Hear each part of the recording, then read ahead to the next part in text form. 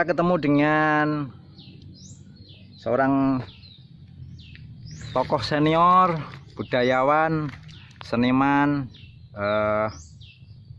sesepuh Kabupaten Nganjuk yang saya boleh mengatakan adalah perpustakaan hidup Mbah Sumadi. Mbah Sum, budaya Nganjuk itu dan ke depan bagaimana? Begini, masalah budaya di Nganjuk ini sebetulnya sini tuh gudangnya seni. Katanya orang-orang itu Nganjuk itu gudang seni. Namun gudang seni ini masih terbatas hanya gudang. Jadi kalau ada barang datang ditumpuk, barang datang ditumpuk, belum bisa menjadi bengkel. Di Tamannya Wiji ya, dengan yang akan menjadi ikonnya Nganjuk, ini salah satu yang menjadi inspirasi teman saya, itu Pak Sony Jatmiko, yang membuat karya Nganjuknya Wiji, yang kemudian dari anak-anak itu bisa menjadi muncul satu karya tari. Mungkin itu harapannya bisa rakyat Nganjuk, masyarakat Nganjuk bisa bangga dengan apa yang dimiliki.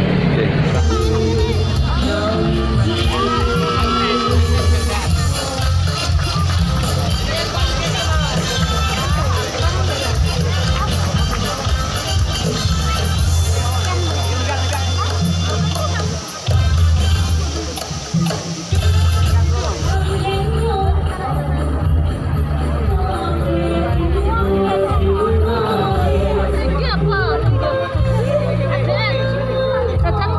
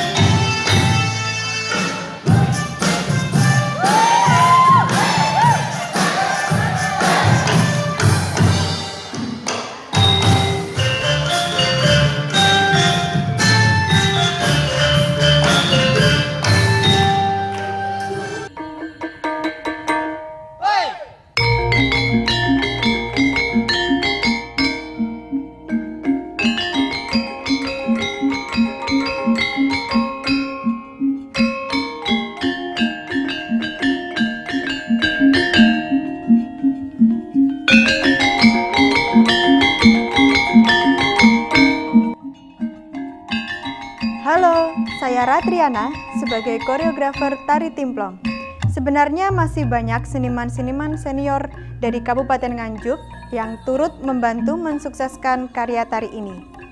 Awalnya, tarian ini diciptakan untuk ditampilkan di event Festival Karya Tari se-Jawa Timur tahun 2019. Dan alhamdulillah, karya tari ini mendapat penghargaan penyaji unggulan se-Jawa Timur. Tarian ini terinspirasi dari kesenian wayang timplong yang berasal dari Kabupaten Nganjuk. Fokus karya tari ini yaitu terletak pada wujud wayang timplong itu sendiri. Kami memvisualisasikan tempat penancapan wayang timplong dari box-box yang dua bagian sisinya berlubang sebagai properti yang digunakan dalam karya tari timplong ini. Dan kami memvisualisasikan tipe dramatik untuk membangun ekspresi gerak unik dan suasana yang terbentuk pada gambaran wayang timplong.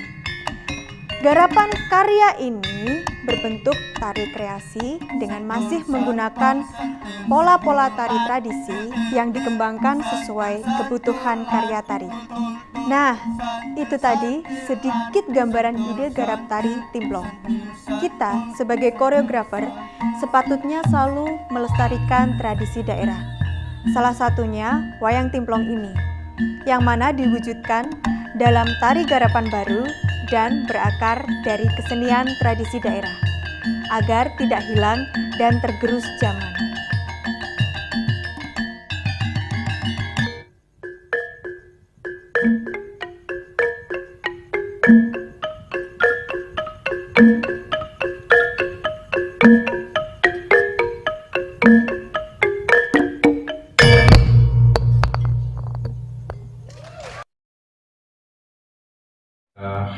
Sahabat-sahabat KD, Komdamiji, kita kali ini bertemu lagi dengan channel saya. Kali ini kita menghadirkan seorang koreograf kenamaan asli Nganjuk, Pak Kokok Wijanarko ya Pak ya, beserta beberapa penarinya ini.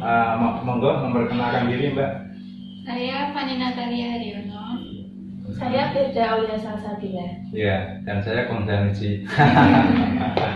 Pak Kokok, mohon diceritakan prestasi tertinggi terakhir daripada lomba-lomba yang diikuti yang tentu saja mengharumkan nama Kabupaten Nganjuk. Oh ya, ini kebetulan saya baru tahun ini menjadi pembina ekstra tari di SMA Negeri 3. Kebetulan saya juga menjadi pembina. Terus di sini harus pada kegiatan yang mungkin selain pementasan umum juga yang berbasis untuk prestasi yang kaitannya ada kaitan dengan untuk anak-anak sendiri. Jadi ini saya mengambil dengan anak-anak lomba-lomba yang koneknya dengan kampus-kampus, salah satunya di Unesa. Kemudian ada yang kemarin yang dari Kodim, ada yang terakhir ini di UGM dengan maksud ya di UGM ada dapat juara Pak? Ya, kebetulan kemarin kita di UGM kita dapat juara 1 dalam lomba festival tari kreasi ya pariwisata nasional yang ke-9. Selamat Pak ya. Ya, alhamdulillah ini kebetulan anak-anak yang tergabung ini semuanya. Ya, minimal nyaleni Pak. Ya nyaleni tiket masuk ke UGM mereka udah punya. Jadi, itu ya, dapat sertifikasi ya, dan makanya kita ngejar yang punya poin ya, ya untuk masuk.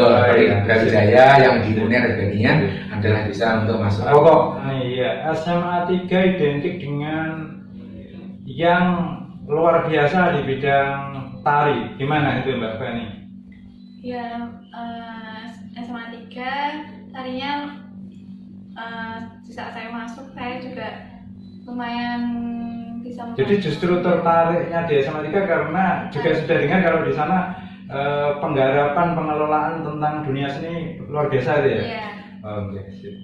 Berarti kemarin Mbak Fani ikut yang di mana itu? Yang ini tari yang di Sedudo itu ya? Iya. Kalau itu tolong diceritakan. Itu tahun 2019 di saat ada Siraman Sedudo. Tari apa namanya? Tari Nyawiji sama teman SMP. Terus Mbak siapa? Firda. Firda, gimana Firda? Ikut yang mana itu sama?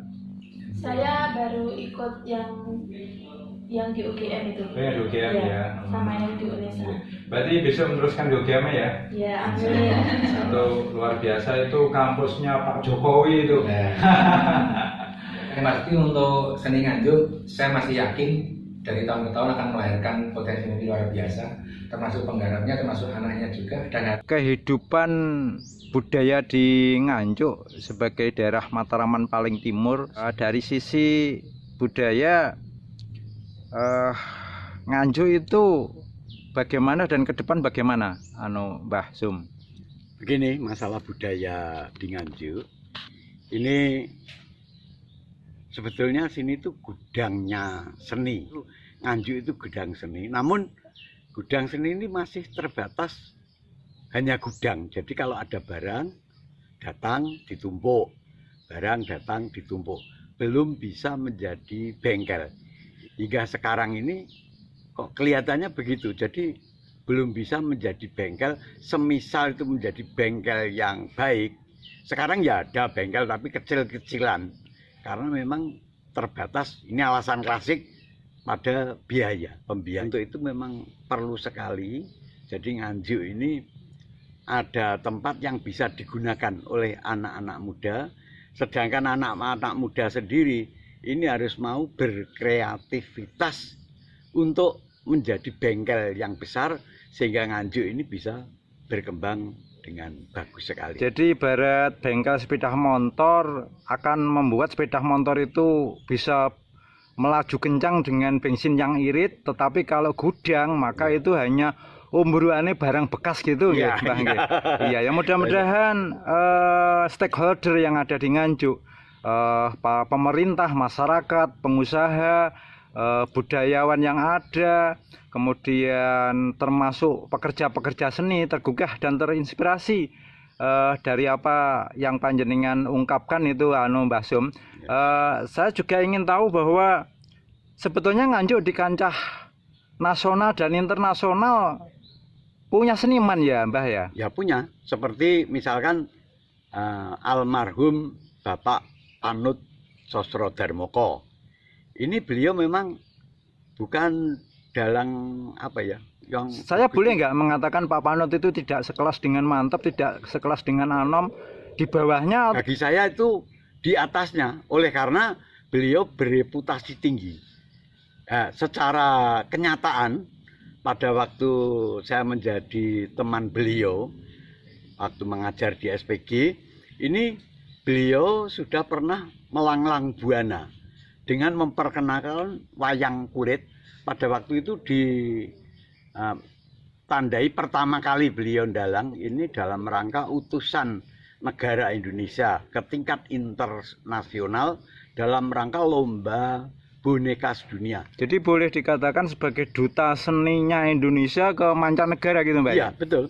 Ini yang dilombakan, memang lombanya demikian. Jadi sekitar tahun 79 ini beliau sudah melanglang buana setelah dia dikenal memperkenalkan wayang kulit ke dunia, lalu beliau berkeliling dunia di Jepang, di Australia, di Amerika, di Eropa dan lain sebagainya. Saya juga dengar sebelum Pak Mantep membuat Gagrag Anyarnya yang katakanlah mempunyai sebuah inovasi dari pakem pewayangan itu, Nganjuk juga ada dalang ju, Mbak? Ya, namanya Pak Arjunadi.